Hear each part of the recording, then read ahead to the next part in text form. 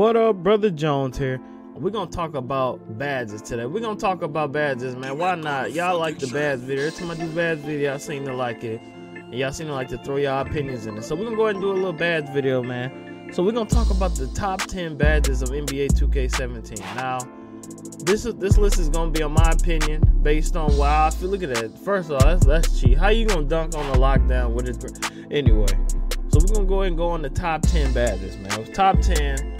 And now I want y'all in the comments to put y'all top 10. If y'all don't agree, then put y'all top 10. So number 10, I'm gonna go with Hustle Rebounder. Now, Hustle Rebounder is dominant, but I mean, honestly, how many glass cleaners have gotten out snagged by people without Hustle Rebounder? I'm pretty sure the number is up there. I'm pretty sure there are glass cleaners that got out snagged before, even with Hall of Fame Hustle Rebounder. Actually, I've ran with people with Hall of Fame Hustle Rebounder and they get out snagged. So it's dominant, but it ain't like the, you know what I'm saying? Like every rebound sucks in your hand. You feel me? Pause. But every rebound, you know what I'm saying?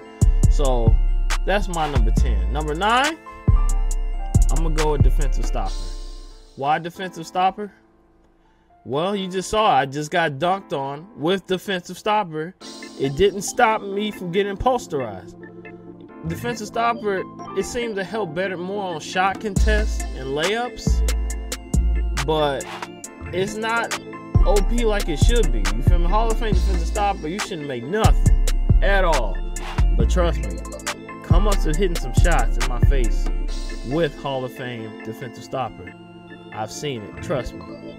Now, number 8, I go with Posterizer. Now, Posterizer was a dominant badge. It basically all year. Posterizer is a consistent badge. You always can get dunks on people with Posterizer. It was consistent. Now, the reason it ain't higher, because I feel like there are other badges that were more dominant than Posterizer. Now, Posterizer is a great badge for slashers. It worked, unlike some other badges, like Relentless Finisher, was why it ain't on this list. Relentless Finisher was broken, but you can always rely on Posterizer to dunk on people. Now, number 7, I went with Tireless Score. Tireless Score is a good badge for the shot creator and for everybody. It helps you basically finish contact layups. But because most people only had it on bronze, on the track, you know, you couldn't really see the full effect unless you had a shot creator. Basically, when your light is blinking, it helps you be able to shoot while your stamina is drained. So most of the time when you do layups, your stamina is drained because you used all your stamina for dribbling. So Tireless Score is an effective badge. So we're gonna go ahead and get to the next one. Number 6. Okay, so number 6, I'm gonna go ahead and go Post Spin Technician. Now, I never made a post score, but based off of feedback on post scores and playing with post scores, that post spin ain't no joke. So based on that, post spin has to be in there. So we're gonna get post spin at number 6. You gotta show all the post people some love, man, because they get pissed off otherwise. Number 5, difficult shots. Now, difficult shots could have went higher, honestly. Difficult shots could have been my number 3. But difficult shots is OP. Everybody with bronze difficult shots, everybody can hit fadeaway jumpers. The reason it wasn't higher than that is because I just thought a few badges were a little bit more OP. But difficult shots is a OP badge. I'm not gonna lie. Difficult shots is OP. And we all know that. So number 4, we're gonna go with Pickpocket. Pickpocket was overpowered in this game. We all can agree. If you have Pickpocket and you reach, you can get the ball most of the time, even with bronze. Pickpocket Hall of Fame, if you reach, you probably gonna poke the ball out. Pickpocket was a dominant badge this year. Pickpocket was very, very dominant. You can basically rip anybody with bronze. You know how many times people complained about this year of getting spammed? And that's why, because of Pickpocket. Pickpocket is a dominant badge, man. I love Pickpocket. I love spamming squares. I do. Now, number 3. What's number 3, y'all? Take a guess. Number 3, I'm gonna go with Drop Stepper. Now, I'm gonna show my post score some love. Drop Stepper is a very OP badge if you know how to do it. Trust me, I've played with my stretch and I got drop stepped a couple times. And it kind of pissed me off because I'm like, look at this cheese. You know what I'm saying? Like, the Drop Stepper is kind of OP. Now, if you get it on bronze, it ain't as effective. But Hall of Fame, it's up there, man. It's up there.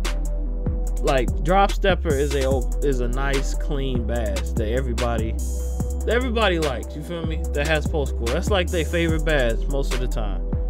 So, what can be higher than Drop Stepper, Pickpocket, Difficult Shots, Post Spin, Tireless, Posterizer, Defensive Stopper, and Hustle? What could be better than those? What 2 badges are better? Number 2, which I had a hard time coming up with number 2 and 1 because they can go hand in hand. They can easily be replaced with each other. Easily be replaced with each other. But I went number 2. I went Limitless Range. Now, Limitless Range to me is the best badge in the game. That's my favorite. That's my personal favorite badge. Ain't nothing better than Hall of Fame Limitless Range, just about. You can hit every single cheesy 3 you can think of. You can literally pull once you're hot, you can literally pull from half. No matter what. And that is a hard thing to stop. Stretches with Limitless Range is OP in this game. I don't know how many times y'all ain't seen y'all homie a glass cleaner get torched by a stretch, or your teammate get torched by a sharpshooter. Because it is hard. It's not hard to guard. It's hard to keep discipline to stay in front of. That's what people struggle with, the discipline to stay in front of a sharp or a stretch. The Hall of Fame cheese ain't no joke. Limitless Range is the 2nd most dominant badge in this game. Can be first depending on who you're talking to. Now, this is opinion, so everybody's not gonna agree. But I feel like that's how I feel based on all these archetypes I made. How many times I played against people? That's my opinion. So what is number 1? Some of y'all who know me, if y'all know Brother Jones, y'all know what number 1 is. Y'all know what the most dominant badge in this. I hate this badge. I feel like this badge ruined the game. Ruined one side of the game. It ruined it. It ruined it for defense. What badge is this? Hall of Fame ankle breaker. Now let me do a little mini rant on Hall of Fame ankle breaker. You don't gotta have no talent or skill to break somebody's ankles. You cannot play defense without getting your ankles broke. You can't. The reason this game defense is broken is because you can't play defense without falling down or stumbling. It don't matter what. You don't even gotta be a good dribbler. I can literally just spam snatchbacks and you'll probably fall. If I got Hall of Fame ankle, I can just step back. I can do the basic little step back 3 times in a row. I bet you fall on the 3rd one. You cannot play defense. That was the number 1 thing all year that they never fixed. Now the dribble guys, they love it, you know. I get to break your ankle. You're just trash, you know, all that stuff. But look, what? Think about it in real life. Who falling every single time somebody sneeze? You feel me? Ain't nobody falling over that many times. Now 18, they already addressed this. There ain't gonna be as many ankle breakers. Knowing and all them said they played the game and they barely got any ankle breakers. So that tells me defense is back. You can actually play defense. In 16, think about the ankle breakers. How often did you get your ankles broke actually? It wasn't that often. It was here and there. That's why ankle breakers were a big deal in 16, because it was rare. So you really did get exposed. Now, people saying you got exposed breaking ankles. Tammy could break your ankles if you get Hall of Fame ankle breaker. You feel me? It don't matter. The common noob at Park, give him Hall of Fame ankle breaker. I bet you stumble and slide around your player, do the little 360 ballerina turn. It's unstoppable. Now when I say you think No, here goes the thing that killed me the most. I know I'm going in on Hall of Fame ankle, but explain how a Hall of Fame defensive stopper. All my lockdowns, you already know what I'm talking about. Lockdowns, stand up right now. We need your opinion on this. How do somebody with Hall of Fame ankle breaker break a lockdown defender with his gram badge on with Hall of Fame defensive stopper?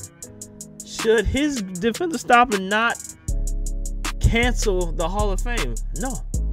You know how many times I seen Willie? I saw Willie one time get broke 3 to 4 times in the same play by a point forward, and he has defensive stopper. How? I've been broke by a playmaker multiple times with Mr. Sticky Fingers. How is this possible? Why? Why is this in the game? I don't know. I don't know why it's in the game, but it is. I don't know why it's in the game. It should have been out the game. It's pointless. It's pointless. But that's how I feel. Limitless range can also be number 1. It just depends how you feel.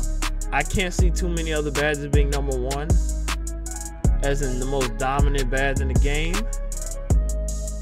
But those are my 2, man. Hall of Fame ankle and limitless range, man. Let me know what y'all think, man. Till next video. I'll see y'all then, man.